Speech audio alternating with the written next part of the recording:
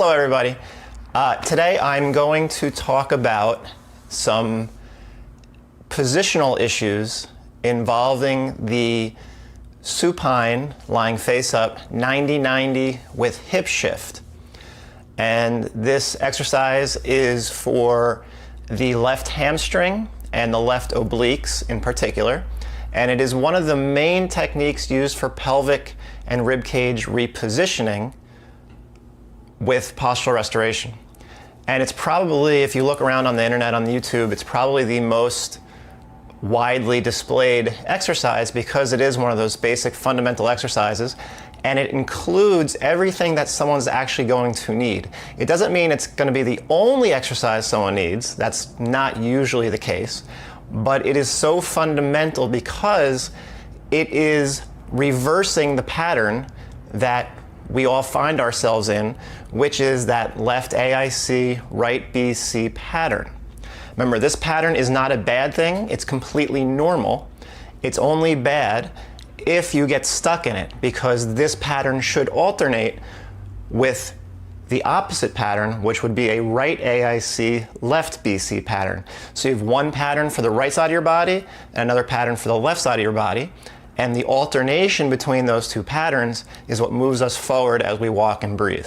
Okay, so when you're stuck in the left AIC pattern, if you're looking at someone's pelvis, so this would be my pelvis if I'm lying down. So you're looking towards me. This is the right side of the pelvis. This is the left side of the pelvis. In the left AIC pattern, the left side of the pelvis comes forward and it orients the entire pelvis to the right. That's really important to remember during the hip shift exercise. On top of that, here's the rib cage. When the pelvis orients to the right, notice what the rib cage has to do. It has to rotate back to the left in order for your head to stay straight. So the pelvis orients right in the left AIC pattern. The rib cage counter-rotates back to the left in the right BC pattern.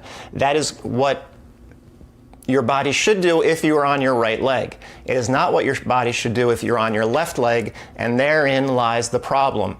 You don't alternate between patterns. So what does what does the supine 90-90 with hip shift do? Well, at the pelvis, you raise your butt up off the ground. Here's the right side. You shift the right knee forward. And what does that do? It orients the entire pelvis to the left, which is what we're trying to accomplish, to reverse the pattern.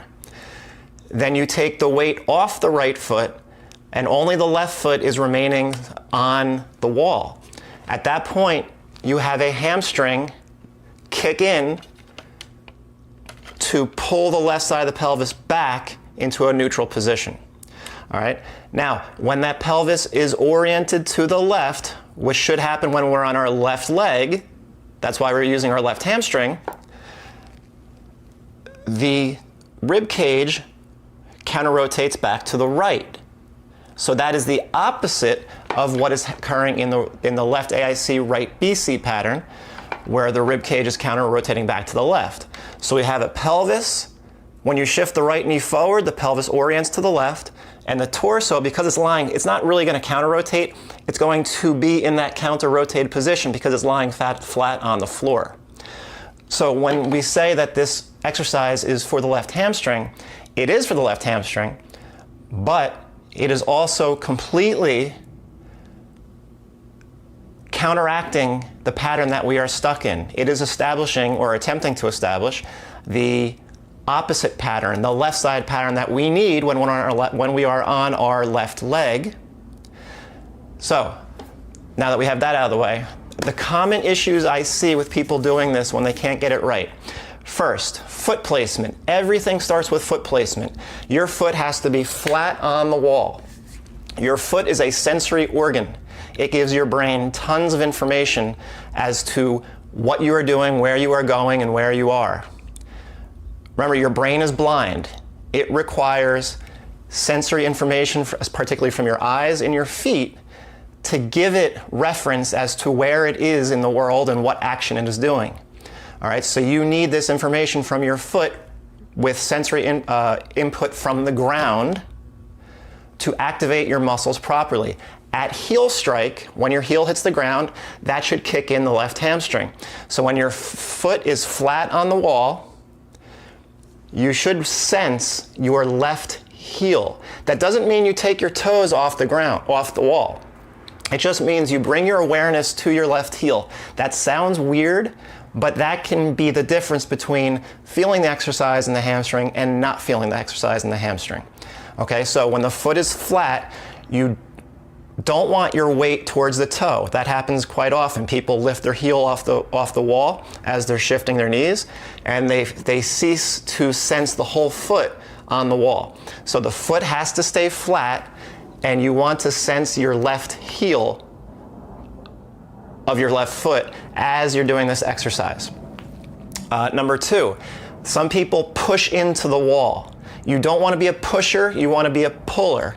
So once you lift that butt up, and your butt is slightly off the ground, so your lower back stays flat, you want to think about pulling your left foot down towards the wall, towards the ground, I'm sorry. You do not want to push into the wall. If you are pushing into the wall, you will turn on your left quad and your left hip flexor, and those are the muscles we are trying to turn off.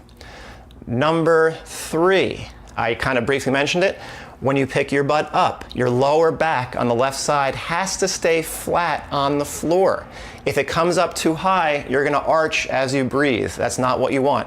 You just want your butt high enough off the floor for gravity to start to act to push you down, and that should kick in your left hamstring. If you're too low, your body weight won't be high enough to kick in the left hamstring. So you have to find that happy medium of not too high, not too low. I would err on the side of lower, but your butt has to be high enough so that you'll feel the left hamstring kick in because gravity is starting to force you down. Number 4, you need to fully exhale. So you're going to inhale through your nose, exhale through your mouth. So you inhale through your nose, exhale through your mouth. You should feel your ribs on the left side moving down, back, and in. Pause, 5 seconds. 5, 4, 3, don't breathe. 2, don't breathe. 1. Notice your left lower back on the floor. This is very, very important. Gently inhale. See if you can feel air going into your upper right chest wall. Okay, so we exhale. We're accentuating the exhalation. We pause, and then we gently inhale through our nose. Lower back has to stay flat as you do this. 5 breaths. The last thing I would say is make sure you use a little ball and put it between your knees. You don't have to, but it actually works a little bit better. And what you can do is when you're in that position for the 90-90 with your left knee, you push into the ball a little bit with your left knee. You may feel a little bit of left inner thigh, which is very beneficial. But if you don't, no big deal. We really just want that left hamstring and focus on exhalation. If you found anything in this video to be helpful or interesting, or you think it could help other people, could you do me a favor and like it, share it, or best yet, could you subscribe? Because the more subscribers you have, the more YouTube thinks this is important. And I've gotten a lot of emails from people who have had their lives changed by this information because they didn't know postural restoration existed.